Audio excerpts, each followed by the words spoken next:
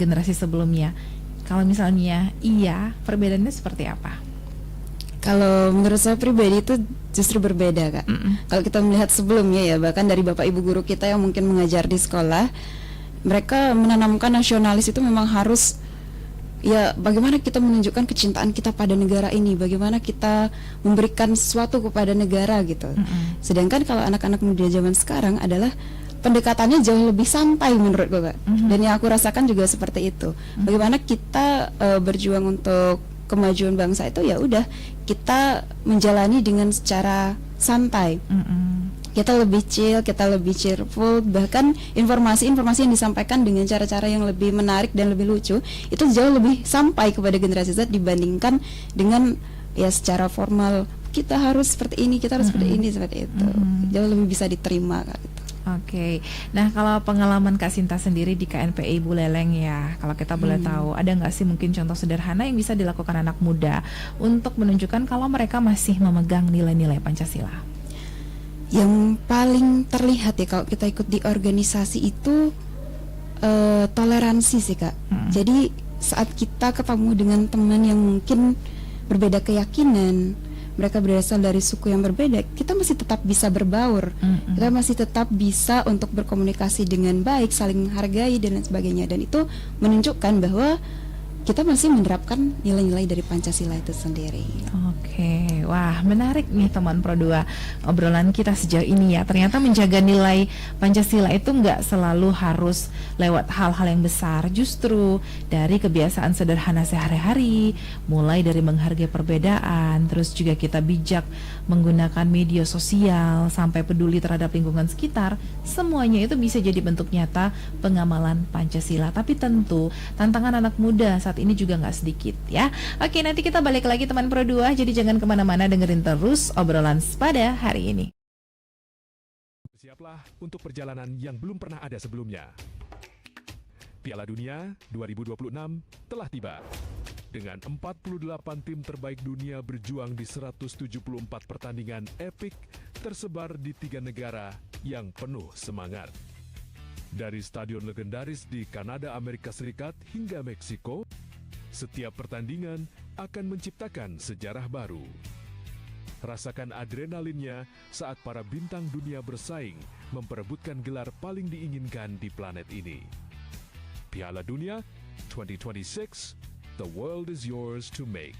Jangan lewatkan momen bersejarah ini.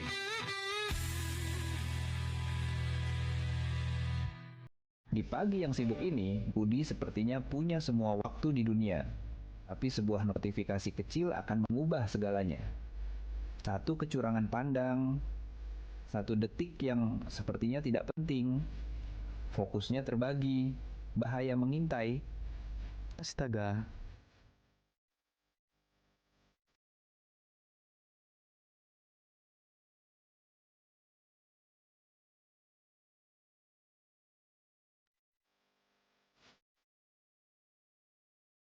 Satu detik kelalaian bisa merusak hidup.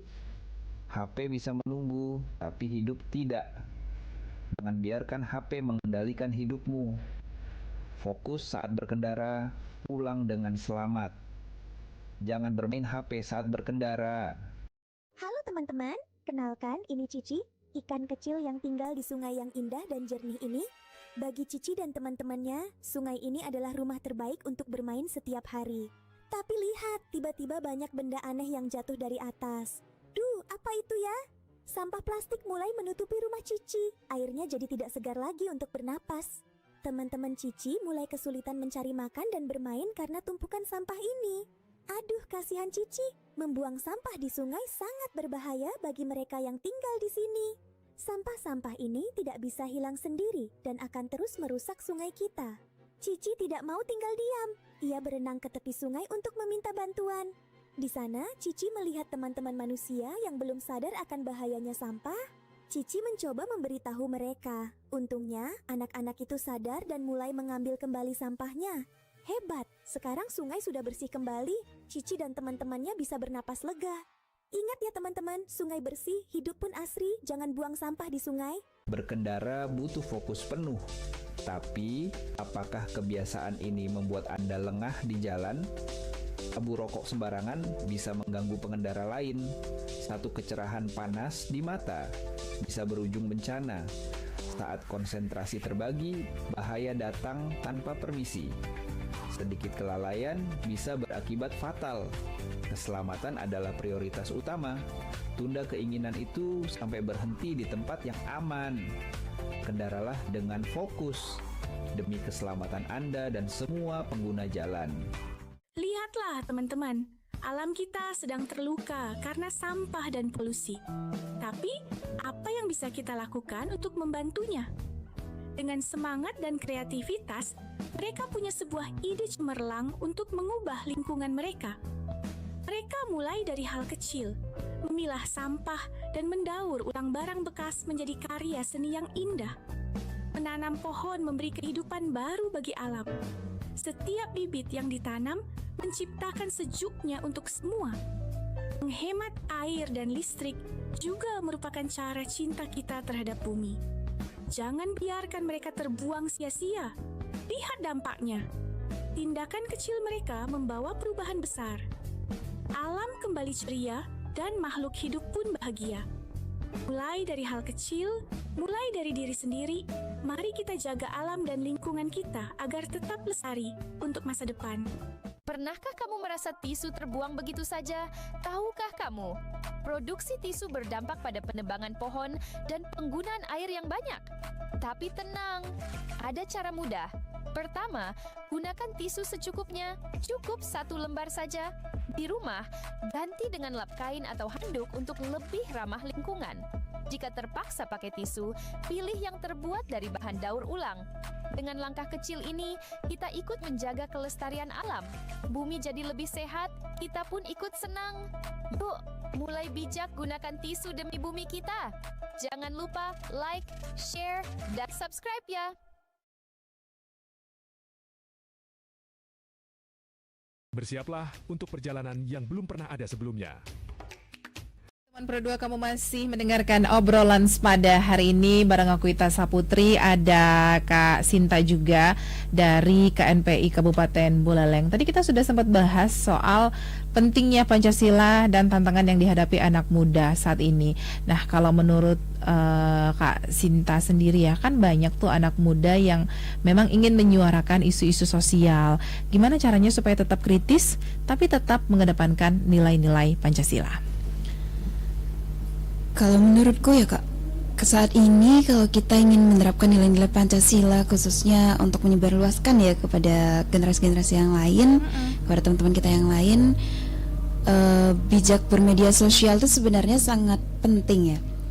Kalau kita berbicara tentang media sosial, itu adalah media penyebaran yang paling cepat untuk menyebarkan informasi, sehingga bagi generasi muda untuk dapat menyebarkan ajaran-ajaran nilai Pancasila kepada generasi-generasi muda khususnya, kita bisa melakukan dengan membuat konten-konten yang menarik namun tetap berdasarkan etika. Jadi kita tetap memperhatikan isi dari konten tersebut tidak menyinggung pihak-pihak tertentu, tidak menimbulkan permasalahan maupun menyinggung SARA mungkin ya Kak ya, seperti itu.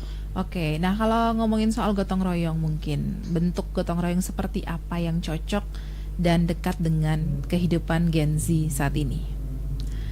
Gotong royong yang paling dekat kalau menurutku itu justru ke lingkungan sih Kak. Lingkungan. Karena isu-isu lingkungan saat ini benar-benar marak ya, khususnya masalah sampah dan sebagainya, sehingga untuk mempererat kita di generasi muda, kita bisa melakukan gotong royong bersama-sama untuk membersihkan lingkungan. Jadi lingkungan di masyarakat juga bersih, kita tetap dapat bersosialisasi. Itu bisa meningkatkan kebersamaan kita kalau menurutku Pak. Oke, berarti kegiatan-kegiatan organisasi kepemudaan itu masih relevan ya untuk membantu anak muda belajar nilai-nilai Pancasila? Menurutku sangat relevan ya Kak, karena kalau kita di organisasi itu kan ada berbagai bidang. Salah satunya bidang sosial dan kemasyarakatan juga. Jadi dari situ pun kita sudah dapat belajar bagaimana kita bermasyarakat, bagaimana kita menghargai orang lain, bagaimana kita bekerja sama. Jadi persatuan Indonesia seperti itu kan, kita bisa bersatu untuk memajukan organisasi maupun bagaimana kita mengembangkan diri kita masing-masing bersama-sama seperti itu, Kak. Oke, kalau peran komunitas dan lingkungan pertemanan dalam membentuk karakter anak muda yang berjiwa Pancasila itu seperti apa, Kak Sinta? Kalau bagaimana kita bisa membentuk karakter melalui organisasi seperti itu, kita kan berasal dari lingkungan yang berbeda-beda, otomatis kita juga memiliki karakteristik yang berbeda. Jadi dari situ pun kita dapat belajar bagaimana menghargai dan menghormati perbedaan pendapat seperti itu, Kak. Jadi kalaupun ada perbedaan pendapat dalam organisasi adalah hal yang wajar, dan itu menjadi suatu keberagaman yang secara tidak langsung itu dapat memperkaya maupun membuat kita jadi lebih memahami orang lain. Di masyarakat itu juga justru bermanfaat juga. Kalau perkembangan teknologi dan juga sekarang banyak kecerdasan buatan ya, kira-kira kalau menurut Kak Sinta sendiri, apakah itu jadi tantangan atau justru itu peluang untuk generasi muda untuk mengamalkan nilai-nilai Pancasila? Kalau di era teknologi seperti saat ini, saat kita bijak untuk memaknai teknologi, justru hal tersebut menjadi hal yang sangat membantu kita dan justru malah bisa menjadi hal yang positif, Kak. Jadi saat kita memanfaatkan teknologi dengan baik, itu tentu dapat memudahkan kehidupan kita. Dan dalam penerapannya dengan Pancasila pun, saat kita menerapkan teknologi dengan baik, maka secara otomatis pun kita juga menerapkan nilai-nilai dari Pancasila itu sendiri. Karena dengan adanya teknologi tersebut, kita bisa lebih mengetahui hal-hal nilai-nilai Pancasila lebih mudah. Jadi kan AI itu memudahkan kita kan, seperti itu, Kak. Berarti peluang ya? Iya, menjadi peluang untuk kedepannya bagi kita mengembangkan diri maupun juga mengamalkan nilai-nilai Pancasila itu sendiri. Oke, mungkin Kak Sinta punya pesan untuk anak muda nih yang mungkin ngerasa kalau isu-isu kebangsaan dan Pancasila itu jauh dari kehidupan mereka sehari-hari. Kalau kita menyadari saat ini nilai-nilai Pancasila maupun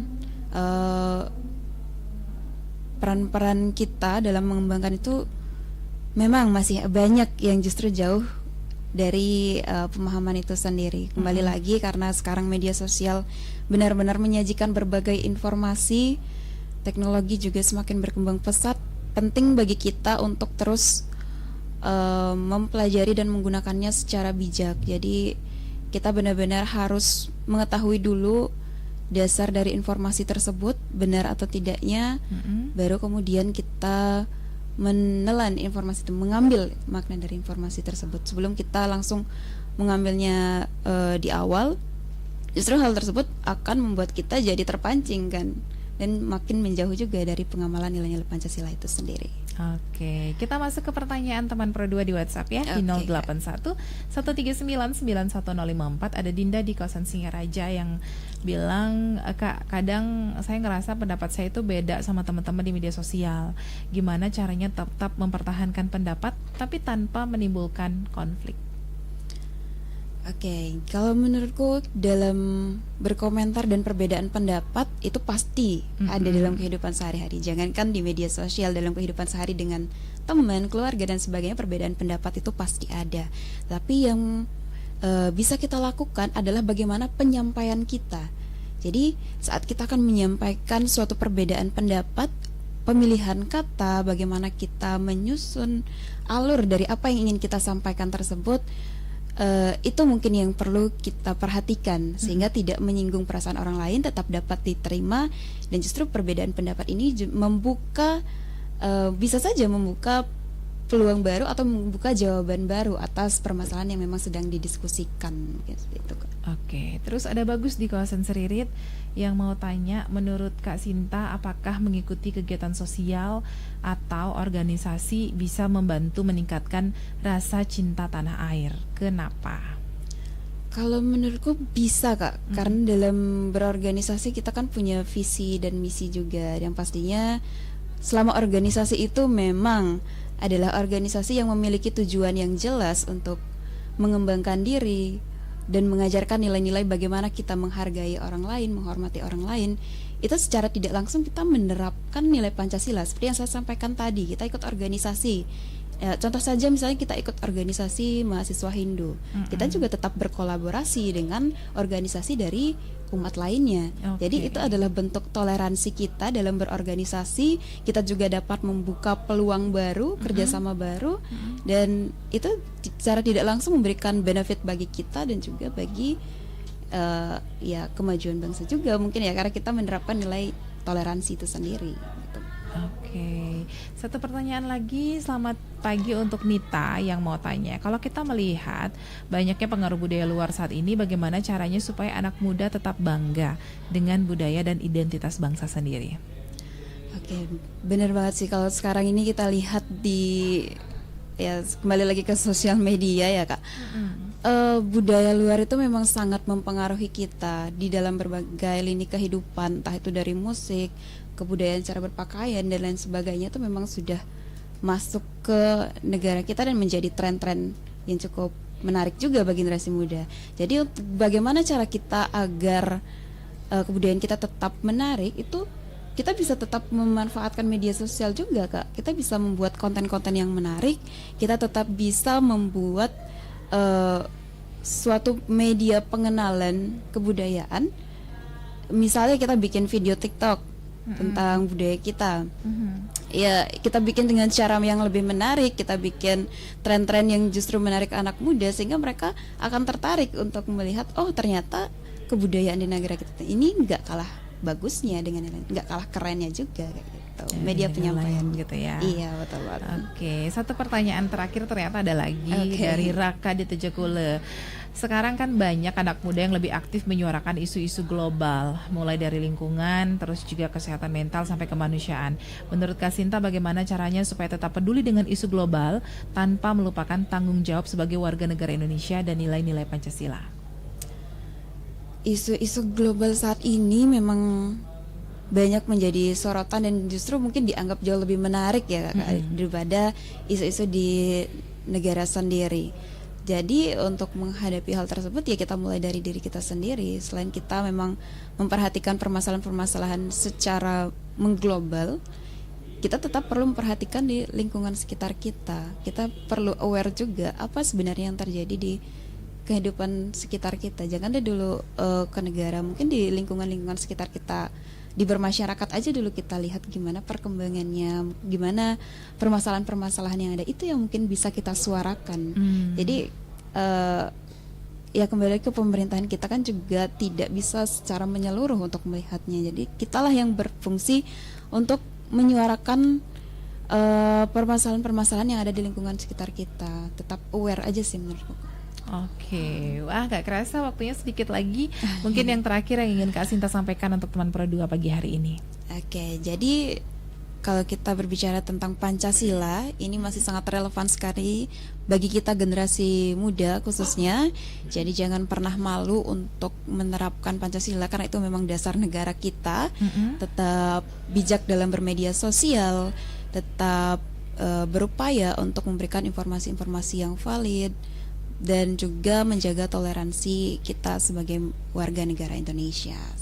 Baik, terima kasih banyak Kak Sinta waktunya hari ini sudah berbagi cerita dan juga pandangannya tentang bagaimana Gen Z bisa mengambil peran dalam menjaga nilai-nilai Pancasila. Dan dari obrolan hari ini teman Pro 2, kita bisa belajar kalau Pancasila bukan sekedar hafalan 5 sila atau materi pelajaran di sekolah ya. Ini tuh adalah pedoman yang bisa kita terapkan dalam kehidupan sehari-hari, mulai dari menghargai keperbedaan, terus juga menjaga etika, bermedia sosial ya, semangat bergotong royong hingga peduli terhadap sesama. Oke, terima kasih banyak untuk kamu teman Pro 2 yang sudah mendengarkan, sudah menonton di live YouTube RRI Singaraja Official. Kak Sinta juga terima kasih banyak. Sampai ketemu lagi di obrolan sepada. Bersiaplah untuk perjalanan yang belum pernah ada sebelumnya. Piala Dunia 2026 telah tiba. Dengan 48 tim terbaik dunia berjuang di 174 pertandingan epik tersebar di 3 negara yang penuh semangat.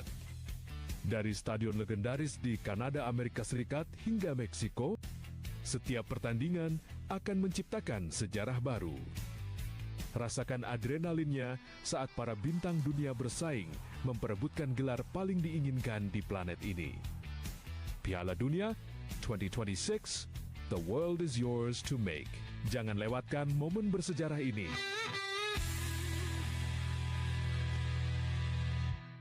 Di pagi yang sibuk ini, Budi sepertinya punya semua waktu di dunia. Tapi sebuah notifikasi kecil akan mengubah segalanya. Satu kecurangan pandang, satu detik yang sepertinya tidak penting, fokusnya terbagi, bahaya mengintai. Astaga.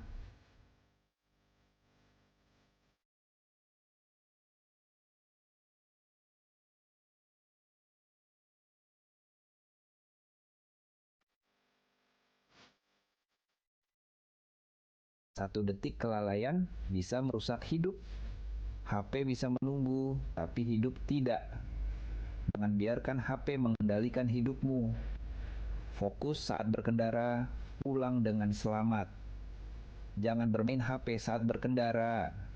Halo teman-teman, kenalkan ini Cici, ikan kecil yang tinggal di sungai yang indah dan jernih ini.